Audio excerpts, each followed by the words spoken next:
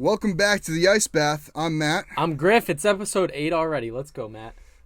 Episode 8, and I know it's been a while. I took a little time off, but I'm back into poetry, and I'd like to debut my newest poem. Here we go. All right, let's hear it. Eagles fly high. Cowboys will cry. You beat a backup. Boo-hoo. Shall I remind them of Super Bowl 52? Sorry, Dallas, but Cooper Rush blows, and the Eagles sit on top at 6-0. Thank you. The Eagles are 6-0, and they're looking like the best team in football. Oh, easily. Easily the best team. The one thing that my only knock on them is their second half performances just have not been good. They just kind of come out flat. It looks like they're playing a little conservative. They're just trying to avoid those turnovers. But, you know, at the end of the day, they're getting those wins. So Yeah. I mean, whatever they're doing it right. But it does seem like they're not making the correct adjustments at halftime because they're giving up way too many points in the second half. Yeah. In comparison to the first half. But if the proper changes are made over this bye week, which week 7 is the Eagles bye week, along with a couple other teams, I believe the Bills as well. I really think that you're going to see an uptick in the production of Jalen Hurts, AJ Brown, Devonta Smith, Miles Sanders, Dallas Goedert, all these relevant fantasy stars for Philly. So, I definitely agree. Speaking of relevance, somebody that has not been relevant, especially in the culinary industries, is Russell Wilson and the Denver Broncos. Yeah, right before we started filming today, Tom Pelissero tweeted that Russell Wilson's getting an MRI in his hamstring, and it could be a significant injury. Wow. I know opposing teams and opposing fans of the Broncos might not be too happy about this because Russ just does not look good. But he's getting his MRI today, and we'll know more. But it could be either Brett Rippon or Josh Johnson, or may go out and trade for a backup. But they may need to plug in that hole at quarterback for. I guess we'll know more later. But sounds like it could be a pretty bad hamstring injury to Russ. Yeah. And the Broncos. I mean, you mortgage your future for Russell Wilson, and he has not looked anywhere near what they thought they were going to get. The Broncos have looked really, really, really bad. Not good. You know what else is not good is Thursday Night Football. That's how bad the Broncos have looked. They've looked Thursday Night Football bad. Another week, another disappointing Thursday Night Football game. Honestly, I should be getting a discount on my Amazon Prime membership for having to endure this many horrid matchups. Yeah, that game Thursday was really bad. Mm-hmm. We got to watch Carson Wentz suck it up again. Justin Fields sucked it up again. Listen, Carson, I can't keep making excuses for you, dude. Like, I'm the biggest Wentz believer out there, the Wentz truther. It's becoming really, really, really difficult to back this guy up. Well, now he's out 4 to 6 weeks. Looks like Taylor Heineke might be getting that starting job again, and we'll see. We'll really get to see how bad that offensive line is with Heineke in there, I think. Yep. Or Sam Howell, I guess. But I think it'll be Heineke, and they're just not good. They have no shot of making the playoffs, especially in that division. No shot. I mean, the season's already kind of a wash for them, but hey, you still gotta try. I mean, for the sake of the game, you gotta try. But there was a bright spot. Their first touchdown scored on Thursday Night Football in 2 weeks. Yeah, it was by my main man Brian Robinson. And another bright spot is at least this Thursday Night Football game should be somewhat decent. It's better than what we've had on paper. So Cardinals and Saints. Yeah. I mean, two pretty, I'd say, offensive-heavy teams. Mm-hmm. Olave should be back for the Saints. Yeah, the Saints' pass defense looks really bad, too. Mm-hmm. So it could be a fairly high-scoring game, but you never know. It's Thursday night. Right. That's also true. Oh, boy. Yeah. How about them Jets? Jets. Let's go, baby. The Jets are now 4-2. They're now the 3 seed in the AFC. Mind-boggling. Coming off a huge win against the Packers. I did call that one. I did pick the Jets. You did call that. I thought you were crazy. Yeah. But the defense looks unbelievable right now. Quinnen Williams is looking like the number 3 overall pick. that everyone thought he would be. He's providing a lot of quarterback pressure. The DBs have been elite. Sauce allowed 1 catch for 8 yards. Right now, he is the front runner for the Defensive Rookie of the Year, which that was my pick. But man, this Jets team is a lot of fun to watch. I haven't been this excited to watch the Jets play football in years. It's been tough as a Jets fan. I go in every week knowing that every team's going to just kill us. And now I kind of want to watch them every week, and I have been. And what's crazy, too, is your offensive line isn't even as great as it could be because Mekhi Becton's out. Imagine how good you'll be when you get Becton back. I know. That would be great. And, Zach Wilson looks really good. He does. He doesn't need to be great. He just needs to be a game manager, and he needs to rely heavily on the running backs. Breece Hall looks amazing. He does. Breece Hall is doing what Jonathan Taylor did last year, and it's so fun to watch. The schedule does get pretty weak in the last quarter of the season.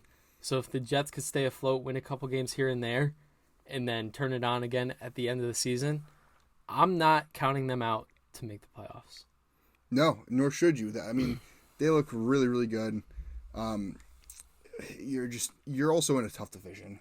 You got Miami, you got Buffalo, and I mean, New England, as mediocre as they are, they've been winning games. They've been winning games by a lot. Yeah, they have. They do. New England looks really good with Bailey Zappi as quarterback. Yeah. And we'll talk about that in a sec. But yeah, I mean, in a sec, let's talk about it right now. Yeah, if you're Zappi and you know it, clap your hands. Bailey Zappi is looking really good in this offense. And I get it. They haven't played any really good defenses yet. But he just looks more confident than Mac does. He does. He looks a lot more confident than Mac does. And Bailey Zappi is a guy that got spunk. He has this poise that he just steps in and just commands that offense with a sense of entitlement that I feel like Mac Jones really didn't have. Yeah, and I think even with the healthy Mac, you got to start Zappi right now. I just saw a tweet that came out today. Mac was reportedly very angry with the Patriots for hiring Matt Patricia to be the offensive coordinator. I would be too. I'd be livid. I agree. And the Pats also wanted him to get ankle surgery when he went down with the injury, and he declined. So it kind of seems like there's some tension on both sides. Right. I guess we'll see from here, but... Oof. Hey, hear me out. Mac Jones to Denver? I see, the thing is, I can't see them trading Mac Jones right now. But you got Bailey Zappi. He looks like he can win you games. And I don't know why. Denver's in need of a quarterback. They are. I guess it all depends on Russ's injury. If Russ is out for a long term, I think that could be a situation to monitor. It could be. Because, I mean, you'd put Mac in a good situation, and Zappi, pulls a Brady Bledsoe situation over there in New England. Speaking of New England, speaking of Tom Brady, absolutely, I'm not going to say they pummeled Tampa, but I think it was a close game. It was 2018. But, wow. Who had the Steelers beating the Buccaneers on their Week 6 bingo card? Not me. Not me. Nope. Pitt was able to steal a big win over Tampa. I think Tom Brady should have spent less time at Robert Kraft's wedding and more time studying his playbook, maybe. I don't know. All I know is Brady speaks his family the same way he speaks his offensive line. I wouldn't be surprised that him and Giselle are having marital issues. Yeah, that was rough. Did you see that clip? Yeah. It was they're sitting there at 3-3, tied for first in the division with the Falcons. Who had that on the bingo card? The Falcons at 3-3? No, not a shot. And I will say, Falcons are 6-0 with the spread this year. They are 6-0 with the spread. They're undefeated against the spread. Yeah. So if you want a lock, every week I'd go with Atlanta. Honestly, yeah. Pretty much. Up until this point. I mean, obviously it's going to end at some point. Don't take any financial advice. Disclaimer, do not take any financial advice from us. Yeah. Do not put your mortgage on Atlanta this week. But, yeah, if you got some rainy day funds, maybe throw it on Atlanta. Who knows? Another guy I want to talk about real quick is Travis Etienne. We kind of knocked on him the first couple episodes just because James Robinson looked to be that guy as the RB1. Etienne is going to have his breakout very soon, I think. I agree 100%. Over the last 2 weeks, he has over 150 yards rushing on 20 carries. Not to mention he's snagged a couple of catches in both games. He may not have led the team in carries, but he's been more productive than James Robinson has, which we didn't see the first couple weeks. Right, yeah, and I think under a Doug Peterson offense, you're going to ride with whoever has the hot hand. And I think Robinson's going to remain the goal line carry guy. Yeah. He's going to be a touchdown dependent, probably RB3. But I think ETN also is going to have RB3 upside, high-end RB3 upside, maybe a borderline running back 2 ceiling, as he's going to have that production that he's been seeing the past couple of weeks paired with the receiving work. So. Yeah, I definitely agree. ETN, we talked about how the game scripts kind of didn't really fit for ETN's style. They had some leads. The team looked better than what we thought they really were.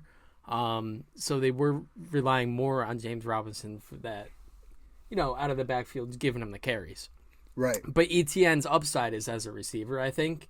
And when you're trailing and you need the receiving back in there, ETN's going to get touches. Yeah, and they did spend a first-round pick on him. Right. You lose him out your first season because of an injury, and now it's year 2. You kind of got to justify that selection, even if it is a different head coach. I think Peterson knows that. I think Peterson wants to get him involved. I think he's just kind of slowly working him into the offense, and I think a breakout game is definitely on the horizon.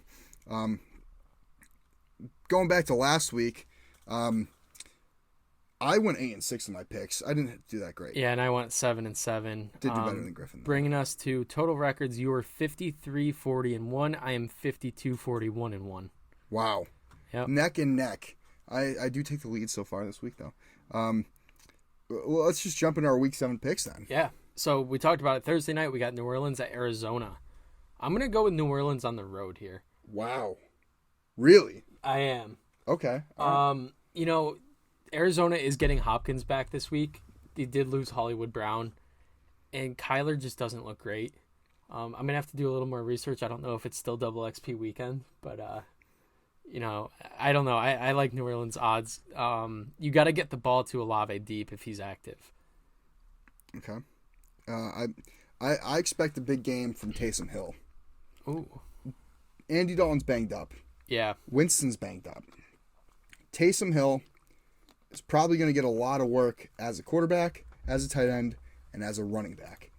I think he has a huge day, but I don't think it's going to be enough for New Orleans to win. Olave is back, but again, Dalton's banged up. I think that's going to have his back's hurting him. Yeah. That's going to have a larger impact on the game than people think. Arizona just lost to Seattle.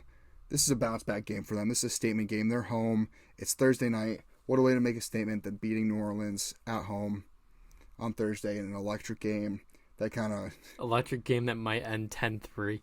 Yeah. No, I think this is where Thursday Night Football kind of bounces back a little bit. I hope so. I really hope so as well. And the comments did point out that I was wrong last week. Amazon Prime does offer more than I thought it did. It does have House. It does have Thursday Night Football. So I'm sorry if I offended you with my digs on Amazon Prime Video. So let's jump into the next game. It's Atlanta at Cincinnati. Yeah, I'm going Cincinnati here. They didn't look great against New Orleans, but they got the win. And Jamar Chase and Joe Burrow connected a lot. Yeah. But how is Jamar Chase going to do against AJ Terrell? That is very true. I am taking Atlanta spread. Yeah, I'm 100% taking that Atlanta spread. And because of that, I went back and forth a lot on this game. But at the end of the day, I got to go Cincy. They definitely just looked right in stride last week. They looked like the Burrow Chase connection was there, and that gave them so much success last year. And I think they're going to try to ride that as much as they can this season. I agree. So Atlanta is somehow 3-3. They're at 500. I have no idea how, because nobody really stands out on that roster to me. The team's not that good. Mariota's just playing really well. And is Arthur Smith that good of a coach? No, I don't think so. No. I don't think he's a good coach at all, honestly. I think Mariota's just playing really well. Yeah, I would agree with that. I have Cincinnati in a close game here. I think Cincinnati wins by a field goal. Okay. Detroit at Dallas is our next game. Yep. Dallas getting Dak back is huge. Yeah. Detroit's defense is god-awful. I'm going Dallas in a blowout. What scares me here is Detroit's had a bye week, so they've been preparing this game for 2 weeks.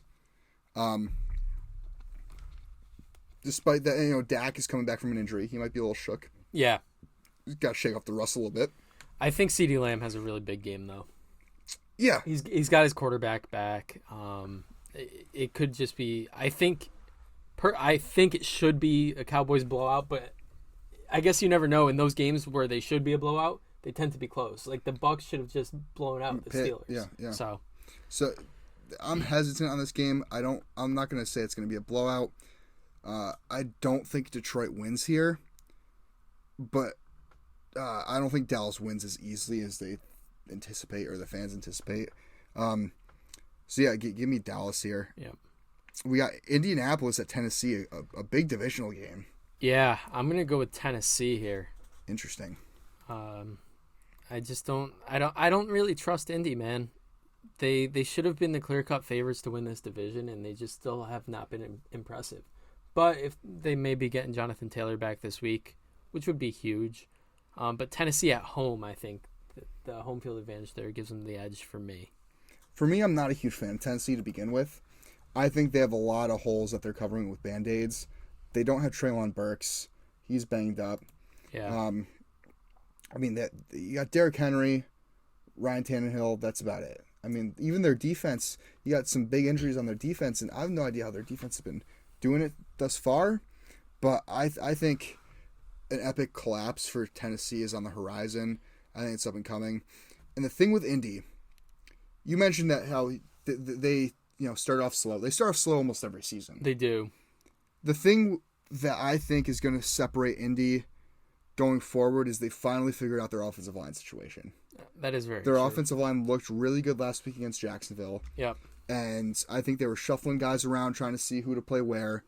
They had the hole at the left tackle position, and they tried moving Braden Smith, the right tackle, into guard, putting Matt Pryor out there, then moving him back.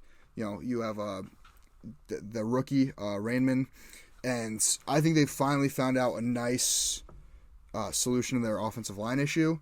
I think that's going to give Matt Ryan a little protection. It's going to give him a little more time to throw. Alec Pierce looks really good. He's a good number 2 option.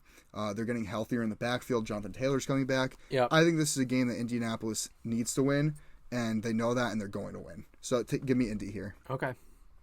Green Bay at Washington. I mean, Green Bay looks terrible. Washington's really bad. I'm still going Green Bay here. If you're going up against anybody for a get your team right game, you want it to be against Washington. Speaking of Washington, this game reminds me a lot of the 2020 election. It's the worst of two evils, right? Sorry, that was bad. But no, seriously, this game, Green Bay's looked mediocre at best. Washington has had highs, they've had lows. So I'd say they're a little mediocre as well. I got to give Green Bay the edge here, but Washington with Taylor Heineke might be the spark that they need. Could be. To kind of maybe come back and give them a little more hope to the season. I don't know if they really want to win. You might want to tank for one of those quarterbacks, honestly. You're in this point where you got a lot of bad things happening up in the organizational level. Yeah. You got Dan Schneider getting... Well, that's got to be weighing in on the players a lot. Right. I mean, they're all going to come out and say they don't pay attention to that noise, but that's all they're going to be hearing. Exactly. I mean, I was watching on Thursday night right after the game, they were interviewing Brian Robinson, and all you hear is the sell the team chants. Yeah. I mean, it's definitely prevalent in their lives, and they've kudos to the Washington Commanders as they've been handling themselves very professionally. They have through this season with everything really going on, all the distractions off the field. With that said, I think Green Bay wins, and Washington. I do have a bold take. I think Heineke takes over Wentz's starting spot before the year's over. I see that as well. All right, next game we have Tampa Bay at Carolina. Divisional game. Tampa coming off a big loss. Who do you got here? I got Tampa. I also have Tampa. Carolina's just not good, especially if PJ Walker's starting again. Yeah, or are they gonna bring in Jacob Eason? I don't know. Once again, they brought him in late in that game, and I believe he had an interception, which he's pretty familiar with. But yeah. Tampa Bay, they should not have lost that game to Pitt. Mm-hmm. They lost by 2. They tried to come back at the end, but Brady doesn't really have the best protection right now. No, he really doesn't. Those offensive line injuries that happened at the beginning of the season, we're really starting to see, especially as we get down to, later in the season where there's a toll taken out on these players' bodies. Yep. And, it affects the performance. And I think that's what's happening here in Tampa. You have guys who aren't normally used to starting, who are starting every game. And I think it's taking some wear and tear on their bodies. And they're not giving it their all every play. And I think that's why Brady's a little upset. But, again, dude, you're 45. You chose to play at 45. You got to live with, you got to roll with the punches. Yeah. I 100% agree. But, yeah, give me Tampa in this game. Give me Tampa to bounce back. Carolina, it's interesting what they're going to do because they want to sell. They're a fire sale right now. Mm-hmm. And do you want to showcase these guys and try to up their trade value? Or do you want to kind of rest them like your Brian Burns, your Christian McCaffreys, and DJ Moore. And protect them from getting injured? Because McCaffrey went out and got a significant injury, like a high ankle sprain or something. Yeah, they're screwed. They're screwed. They can't trade him. Yeah. And so it's going to be interesting to see how they handle that situation. But again, Tampa on paper just looks better. We spent way too much time talking about that game. Yeah. Giants at Jacksonville. Yeah, give me the Giants. I think they just stay hot. Yeah, I think the Giants also stay hot. Jacksonville's favorite in this game? I know. They're 3-point favorites. Crazy. I don't get why. The Giants actually look really good. Yeah. I got to give credit where it's credit's due. They're 5-1. They're 5-1 for a reason. Yeah. And may not be the most entertaining team to watch. They may not be the most flashy team or have the most star-studded roster. But the Giants are getting it done. I want to give credit to Brian Daboll, who has been a phenomenal coach. He's definitely one of the front runners for Coach of the Year. Mm-hmm. And Daniel Jones, who's been making throws that he needs to make. Yeah. I don't see how you don't give this guy a contract after the year's out. I agree. You're giving him an okay offensive line to work with. Yeah, you got to build around them. No weapons. You got to build around them. Nobody else is going to come in and do much better as a rookie with the offensive line and no weapons. So yeah, I think he's earning a contract. 100%. Give me the Giants here at Jacksonville. Me too. Cleveland at Baltimore. Yeah, I'm going to go Baltimore here. Cleveland's defense is terrible.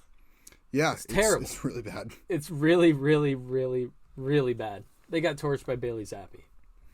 Well, it's Bailey Zappi. They also got torched by Joe Flacco. Touche. Okay, yeah. Give me Baltimore. Yeah, I'm going Baltimore. Jets at Denver. I'm taking them. Give me the Jets, especially if there's no Russ. Yeah, if there's no Russ, sign me up for the Jets. 100%. Yeah. 9 times out of 10, but it'll be interesting. 100%, 9 times out of 10. Good math. Yep. Ignore that. I was gonna say is 9 times out of 10 the Jets are gonna beat Denver without Russ. I agree. But Denver, their defense has been solid. The defense has been really solid, but the offense is really bad. The offense is stagnant. But what scares me is you bring somebody else in there other than Russ, and you have that effect, the backup effect, where all of a sudden you're like a well-oiled machine. You go by the coaching's playbook rather than by star quarterbacks. Yeah. Audibles and whatnot, and all of a sudden you have a recipe for disaster, and you go a little bit on a tear. Look at Dallas. Look what happened when Cooper Rush came in. That's what scares me about this game is if Russ doesn't play, I could see Denver taking it. But I think if Russ plays, the Jets win this all day. Okay. Houston at Las Vegas. Wait, so are you taking the Jets? Taking the Jets. Okay. Yeah, I'm with you. I'm with just you. Want to make that clear. Yeah, Houston at Vegas. I'm gonna go with Vegas here. Coming off a bye. I think Darren Waller's got to get more involved. Definitely. Houston's also coming off a bye. Yeah, they are. Yep, both teams coming off a bye. I think Vegas is just a better team on paper, and coming out of the bye, we'll see what adjustments they made this past week. And I think that'll be huge for them moving forward in the rest of the season, where the division actually isn't looking great outside of KC. Yeah, Vegas, they've had a really, really, really rocky start. Yeah. This is a must-win for them. This is a game that on paper you should win, and you can't have any slip-ups. You need to do everything to a T, make no mistakes. You can't lose this game to Houston. I 100% agree. I got to go Vegas here. They're the better team on paper. As long as you execute properly, this should be a blowout. I agree. Seattle at the Chargers. Yeah, I'm going to go with the Chargers. They still, again, did not look great last night. Which why I was on the fence on this game as well. I 100% was too. Seattle's just kind of a surprising team. Kenny Walker's providing a huge spark to that offense right now. And I don't know. And one person that has not deserved enough credit, Tariq Woolen for Seattle's defense. The rookie cornerback, I think, is up there with Ahmad Gardner. I would like to point it out last week. You said, who's guarding Marquise Brown? I said Tariq Woolen, and he picked him off at the end of the game, covering Marquise Brown. But Woolen, coming out of college, I loved him. Just very athletic. Yes. So, yeah, I mean, he's providing a huge boost to that defense where they needed help in the secondary bad. 100%. And Kobe Bryant hasn't looked bad either. Yeah. He's looked pretty solid. For everyone was like, oh, but he started to pose to Sauce Gardner in college. Like, how good is he? But he's looked really good in the pros. Again, I toyed heavily with Seattle here, and I want to take Seattle. I really want to take Seattle, but my brain's telling me that the Chargers at home, man. The safe play. Yeah, I agree. So I got to go with the Chargers. I think it'll be a close game though. 100%. I mean, the Chargers, their defense has not been up to snuff. So yeah. KC at San Francisco. Yeah, give me KC here. I got to go KC. I mean, San Fran is up and down. KC has been consistently good. Yeah, they're coming off a tough loss, but they got to bounce back here. I think they get it done. Yeah, I mean, and that's a game where that was one of the final minutes of the game. Yeah, that's true. They led most of that game, and it's not like they look bad. They didn't look bad at all. It was a really close game. I mean, it's just a matchup of two juggernauts against each other. So right, and you had a lot of emotions playing in that game as well with what happened. Yeah, I mean those two teams play 10 times. I think they go 5-5 against each other. I think they're as evenly matched as you could get. 100%. Next game, we're Pittsburgh at Miami. Yeah, that's our Sunday night game. I think it'll be a pretty decent game. Tua should be back. I mean, they've been saying they said Tua's back. Yeah, so he was cleared to play. So give me Miami here with Tua playing. I got to go Miami with Tua playing. Whether the starter for Pittsburgh is Kenny Pickett or it's Mitchell Trubisky, their defense has looked pedestrian without T.J. Watt. Yes. The pass rush is just not getting there. It's non-existent. Yeah. So with no T.J. Watt, I think as long as they don't have him, Pitt is going to be a bottom tier team, but that makes it easy for me to select Miami. And then the Monday night game. Yeah, Chicago at New England. We got primetime Justin Fields again. Let's go, baby. I can't wait to watch him. Give me New England all day. Yeah, no, I mean, I don't care. I don't care who's at quarterback for New England. It should be Bailey Zappi, and if it is, I expect another 300+ yard passing game from him. New England reminds me a lot of the Giants and the fact that they've been winning games the past couple weeks. Yeah, and they don't really have any star players. No, 100%. Ramondre Stevenson looks really, really good though. Yeah, against the Bears' run defense, who's not good at all. Yeah, and New England has a really good offensive line. Yes, like they're top tier. Yeah, top 5. Yeah. So give me New England here. Yep. Then real quick, our parlay pick of the week. You want to start? I'll start it off. I got the Giants +3. I think they win outright. Might change that to money line, honestly. Atlanta +6 against the spread. Atlanta, come on. Bucks Panthers over 40, and the Cowboys -7 for +1,230 odds. Mine's kind of a bold parlay pick of the week. So I also have the Giants +3. I have Atlanta +6. I think the Giants went outright. They're getting points. That's huge. Atlanta is 6-0 against the spread this season. Give me Atlanta getting 6. Yeah. Give me the Jets money line. Also give me the Colts money line against the Jags for +1871 odds. I'm sorry, against the Tennessee. My bad. Ignore me. Yeah. Indy money line against Tennessee. For plus 1871 odds, you lay down $10, you're going to win $187.10. I'm sorry. I'm off my game today. I'm off my game. We both today. are. I think we were talking about this before, how this past week of football just wasn't too exciting for us, and we're just kind of trying to get back into that, get a little amped up again. Usually we do have a pretty solid slate. Yeah, we're usually really, really pumped before filming, and neither of us were just excited about the games. I think that's what it came down to. Today's been a little mundane, so ignore me for my mistakes. We'll pick it up right here with some waiver wire watch. Yeah, I'll kick it off with a guy I really like, and that's Robert Tonyan. Big Bob Tonyan. He had a massive day against the Jets. He had 10 catches, 90 yards. Up until this point, Tonyan's been a touchdown-dependent high-end, probably tight end too, I'd say. I agree. With a not-so-great receiving core in Green Bay, I'd look at his stat line and view it as a breakout game, honestly. Tonyan is a trusted target for Rodgers, as we've seen the past couple of seasons, and should continue to see a high target share. Big Bob Tonyan is rostered in less than half of Yahoo leagues and should be a priority if you have a question mark at the tight end position. I like it. Latavius Murray is the next one we've got on here. And honestly, I'll just start it off. Nathaniel Hack is just an awful coach. So, I mean, I get he wasn't there last year, but how does you watch a guy like Melvin Gordon? He's taking carries away from Javonte Williams all of last year when Javonte's clearly a better back. Which I get it. He's the rookie. He's coming in. You want to protect your young guys.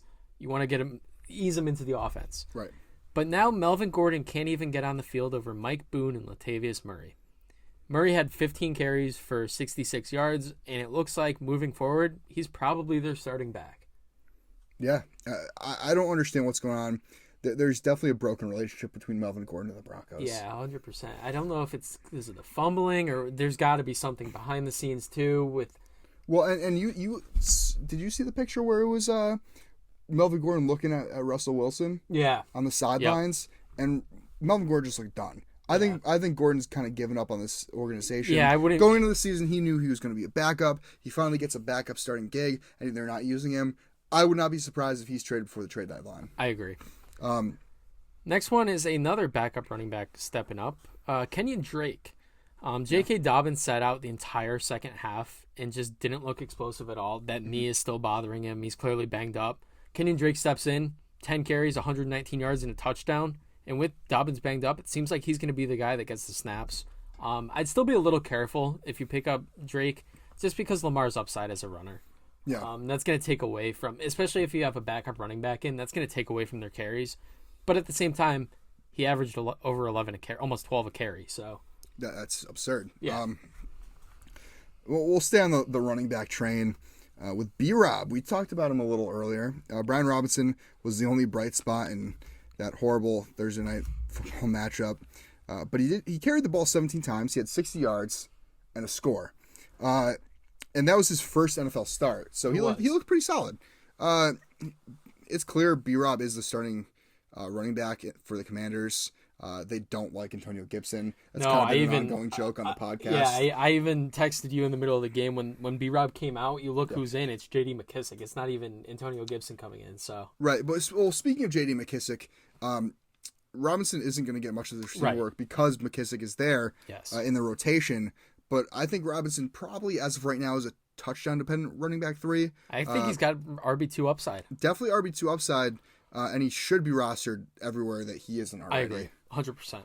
And then the last guy we'll touch on really quick. I'm not going to spend too much time on this guy because he probably, chances are, is not available in your league. But if he was dropped due to injury, go out and add him right this second. That's Tua Tagovailoa. Tua is on the list just because, again, he was dropped, probably due to the concussion. Yeah. And he's probably not available, but Tua is a must-add. Tua has shown that he can produce in fantasy, and he has weapons to do so. Between Tyreek Hill, Jalen Waddle, Mike Gesicki, Tua's set up to succeed. He really is. This is a guy if he's out there, you go get him right now. He can be a weekly top 12 quarterback. Yeah, he's a QB1 play. Yeah.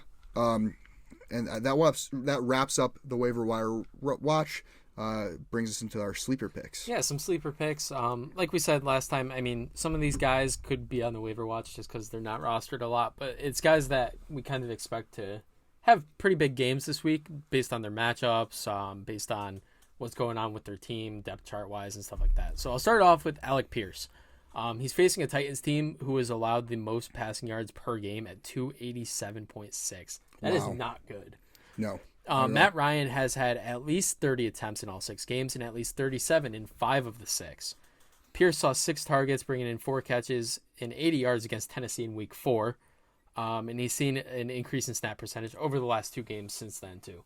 So Alec Pierce, I think, is a really strong RB wide receiver 3 play. Told you, we're off today. Definitely a must-start at flex. Yeah, I mean, the thing with Alec Pierce is, like, I think this is, like, the 3rd straight week where in PPR leagues he's had double-digit points. Yes. Yeah, it has been. And that started against the same team he's playing this week, so... Right. I do like the matchup. Alec Pierce is, in my opinion, Matt Ryan's safety blanket. You got Michael Pittman as the first read, and then Michael Pittman's not open. Let's throw it off to Alec Pierce because he's open. Yeah. Next guy on the list is Wan'Dale Robinson. Now, Wan'Dale is everything the Giants wanted Kadarius Toney to be. Except for Kadarius Toney can't even get through a practice without getting hurt. So that's true. Yeah, the dude has 2 hamstrings and has had 3 hamstring injuries since the season started. In an offense that has been very surprisingly good, Robinson is going to see an increase in snaps moving forward. He had a big game. Camera died? The camera paused real quick. Yeah, that's all right. Give us a second. Sorry about that, guys. If you're listening on the podcast, bear with us. But yeah, I mean, moving forward, he's going to step up. They're banged up at receiver. Right. You have injuries all around. Sterling Shepard's out for the year. I think what I like about Wan'Dale a lot this week, he could be used in that Curtis/Deebo Samuel role out of the backfield and underneath. And you look at Week 1 when the Jags played the Commanders, who the Giants are playing this week, the Jags. Curtis Samuel had 8 catches, 55 yards, and a touchdown, had 4 carries for 17. He had a really good game. He did. And I expect the same thing out of Wan'Dale Robinson this week, honestly. Get him the ball. You took him in the 2nd round. You got to start utilizing that guy in your offense because he has that potential to make big plays happen. Right. Yeah, 100%. I mean, look at what he did in Kentucky. Yeah. So, the next guy on the list is Chase Claypool. This shouldn't be shocking seeing the kind of week he just had against the Buccaneers. Miami ranks 25th in passing defense, creating another nice matchup for Claypool. He brought in all 7 of his targets for 95 yards and a touchdown, and he saw 9 targets in Week 5. Claypool has been getting more looks, especially when Trubisky entered the game. 5 of his targets were after Mitch came in, and he was a big reason why they were able to pull off this win. So if Pickett is out with injury again, expect another huge target share for Chase Claypool. Yeah, even with Pickett in, Claypool is... Yeah, I mean, you've got solid receivers. You've got Claypool, Pickens, and Deontay Johnson, who are all going to get targets. But I think Claypool has been, over the last couple of weeks, the most reliable in that offense. Down the stretch, when they were closing out that game, he was getting the targets downfield. He had a big touchdown from Mitch Trubisky. And Claypool, he's looking really good. Yeah, he looks back to his rookie year, where his rookie year he was really, really good. He's a mismatch for a lot of corners just because of his size. He's 6'4". Yeah, he's 6'4", and he's quick. Crazy, yeah. So I like Claypool a lot this week in a really good matchup for him against Miami. Like you said, the 25th ranked pass defense. Just they haven't looked very good. Which, speaking of Miami, would you like to segue into our last guy? Yeah, our last guy on the sleeper watch for this week is Raheem Mostert. So Pittsburgh rushed. We talked about Pittsburgh's defense, how they're just not great in general, but they have the 18th ranked rush defense, allowing 120 yards per game on the ground. The Dolphins have been very successful running the ball this year, which has been a little surprising to me because I thought they were just going to be pass. But when they've given the ball to Mostert, and they've run this weird thing where he'll start running up and they'll throw the pitch. It's just a weird play, but it's been successful for them. And if they get off to an early lead, I think Mostert's going to get a lot of touches down the stretch in that game. I 100% could see that. Raheem Mostert's definitely their lead back. So another reason why I really like it is you've got Tua coming back. You need to protect him. You can't have him dropping back every single play. You're gonna have to mix in the run a lot. Yeah, and the thing that I really liked about Raheem Mostert coming into the year, he was a San Fran guy before he was in Miami. Mike McDaniel was the offensive coordinator. He was in the Mike McDaniel offense. So, and Mike McDaniel was the reason that there were so many intricate different runs with San Fran last season. He was the reason that they got Debo involved and had just this really creative run style on offense. And I think he's really going to start to implement that here later in the season in Miami. And I think that's going to bring a lot of value to Raheem Mostert. And he could definitely, I personally think Raheem Mostert's a league winner. Ooh, okay. I like that. Yeah, he's Chase definitely... Chase Edmonds is not rivaling him. No, he's definitely... I was just going to say, he's definitely the RB1 over Edmonds right now. Edmonds is going to get the passing game work, which with Tua back, I think Edmonds could provide more of a spark to the offense than he has. He's going to be the third down back, which he has been most of the year. But if Tua needs a little check down guy and you have Waddle and Hill stretching the field, I think Edmonds is going to be a great safety blanket for Tua. But at the same time, when it comes to the running game, Mostert's going to get more of the work. 100%. And that wraps up our sleeper picks and wraps up the pod. Yeah. I thank you so much for listening. And make sure to follow us on all socials. Yeah, we are at Icebath Sports on Instagram and TikTok, at Icebath Pod on Twitter, and you could check out the video version of this show on the Icebath Sports Podcast YouTube page. And as always, we will see you next Tuesday, and stay cool.